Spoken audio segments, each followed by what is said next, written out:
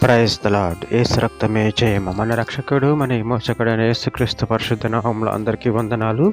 చిన్న ప్రార్థన ద్వారా ఈ రాత్రికాల వాక్యధ్యానం చేసుకుందాము. పరిశుద్ధుడ మహాగణుడైన దేవ యేసయ్య, సర్వాధికారినైనా మీకే వేలాది వందనములు, కృతజ్ఞత, స్తుతి, స్తోత్రం చెల్లించుకుంటున్నాను.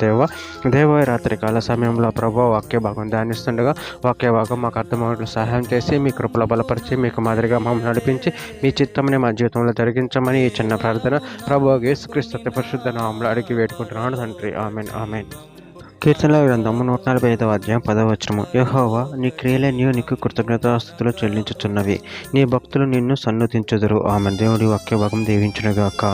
ప్రభు నందు ప్రియులారా, ఇక్కడ వాక్య భాగంలో గమనించినట్లయితే యెహోవా నీ క్రియలన్నీ నీకు కృతజ్ఞతాస్తుతులు చెల్లించుచున్నవి, నీ భక్తులు నిన్ను సన్నుతించుదురు. అదేవిధంగా వాక్య భాగంలో గమనించినట్లయితే కీర్తనల గ్రంథం 19వ అధ్యాయం 1వ వచనం, ఆకాశంలో దేవుని మహిమను వివరించుచున్నవి, అంతరిక్షము ఆయన చేతి పనిని ప్రచురపరచుచున్నది. కీర్తన గ్రంథం 103వ అధ్యాయం 22వ వచనం, యెహోవా ఏలుచుండు స్థలములన్నిటిలోనున్న ఆయన సర్వ కార్యములారా ఆయనను స్తుతించుడి, నా ప్రాణమా యెహోవాను సన్నుతించుము. కీర్తన గ్రంథం 104వ అధ్యాయం 24వ వచనం, యెహోవా నీ కార్యములు ఎన్ని విధములుగా నున్నవి, జ్ఞానం చేత నువ్వు వాటన్నిటిని నిర్మించితివి, నువ్వు కలుగ చేసిన వాటితో భూమి నిండి ఉన్నది. పేతురు రాసిన మొదటి పత్రిక 2వ అధ్యాయం 5వ వచనం, యేసుక్రీస్తు ద్వారా దేవునికి అనుకూలమగు ఆత్మ సంబంధమైన బలులను అర్పించుటకు పరిశుద్ధ యాజకులుగా ఉండునట్లు మీరును సజీవమైన రాళ్ళ వలె నుండి ఆత్మ సంబంధమైన మందిరంగా కట్టబడుచున్నారు.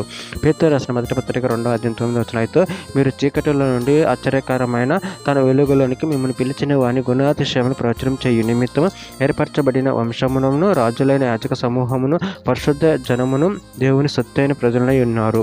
కీర్తన గ్రంథం 31వ అధ్యాయం 23వ వచనం, యెహోవా భక్తులారా మీరందరూ ఆయనను ప్రేమించుడి, యెహోవా విశ్వాసను కాపాడును, గర్వంగా ప్రవర్తించు వారికి ఆయన గొప్ప ప్రతీకారం చేయును.